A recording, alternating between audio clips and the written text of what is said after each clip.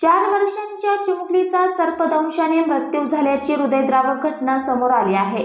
सातारा जिल्ह्यातील जावळी तालुक्यात हा प्रकार घडला आहे। खरं तर मुलीला मांडीवर घेऊन आई जेवण भरवत असताना चिमुकली ओरडली होती, पण उंदीर असेल असं समजून आईने दुर्लक्ष केलं। काही वेळाने बिळातून साप बाहेर आल्याचं पाहून घाबरलेल्या कुटुंबियांनी तिला शासकीय रुग्णालयात नेलं, मात्र उपचारापूर्वीच तिचा मृत्यू झाला होता। सातारा जिल्ह्यातील जावळी तालुक्यामध्ये असलेल्या केळघर गावात गुरुवारी सकाळी 10:30 वाजताच्या सुमारास ही खळबळजनक घटना घडली। श्रीशा मिलिंद घाडगे असं या सर्पदंशाने मृत्यू झालेल्या 4 वर्षीय चिमुकलीचे नाव आहे। श्रीशाची आई तिला मांडीवर बसून जेवण भरवत होती, त्यावेळी श्रीशाच्या पायाला सापाने चावा घेतला।